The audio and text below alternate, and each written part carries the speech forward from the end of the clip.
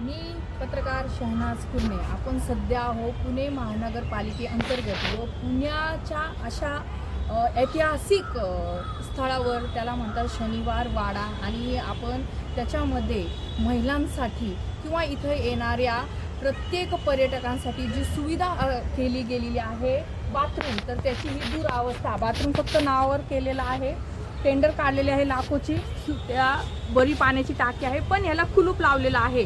तर येणारे इथे जे पर्यटक आहेत तर त्यांनी स्वच्छालयासाठी येणाऱ्या इमर्जन्सीसाठी तर काय करायचं, हा एक मोठा प्रश्न आहे. तर त्याची बिलं तर निघतातच, तो भाग वेगळा.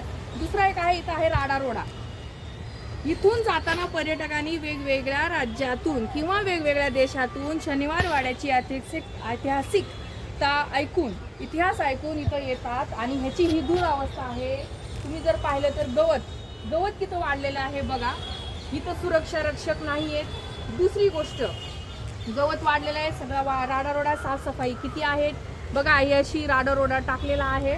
आणि जर तिथं तुम्ही जर व्हिडिओ झूम करून पाहिला तर लाखोचे टेंडर हे शनिवार वाडा व्यवस्थित राहावा याच्यासाठी टेंडर काढले जातात. तर तुम्ही जर पाहिलं तर ती भिंत कोसळलेली आहे, त्याचं सिमेंट निघालेलं आहे. वारंवार टेंडर प्रत्येक गोष्टीचं काढलेलं आहे. साफसफाई, सुरक्षा रक्षक, वॉशरूम, परत इथं प्रत्येक गोष्ट ही दुरुस्तीसाठी. तर लाखोचं टेंडर निघतं इथे.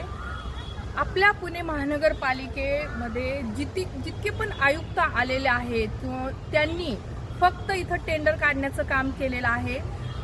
आज नवल किशोर राम आहे, ते ऑलरेडी आपल्या पुणे जिल्ह्याचे कलेक्टर राहून गेले आहेत. तेव्हा देखील याची अवस्था ही दुरावस्थाच होती. आता देखील अवस्था ही त्याच्यापेक्षा पण भयंकर आहे. कारण वारंवार निघत असलेले टेंडर हे गवत, त्याच्यासाठी नागरिक येतात का?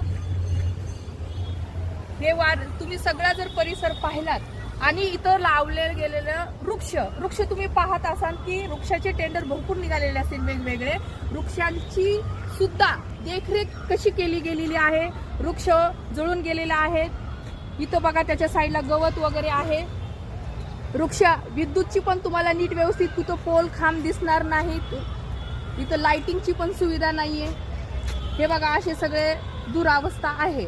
तर पुणे महानगरपालिकेने आपला हा ऐतिहासिक वसा जपून ठेवण्यासाठी किती तत्पर आहे. आणि नागरिकांनी, आपले पुण्याचे नागरिक तर चला सांभाळून घेतील, पण इथं येणारे पर्यटक जे लांबून येतात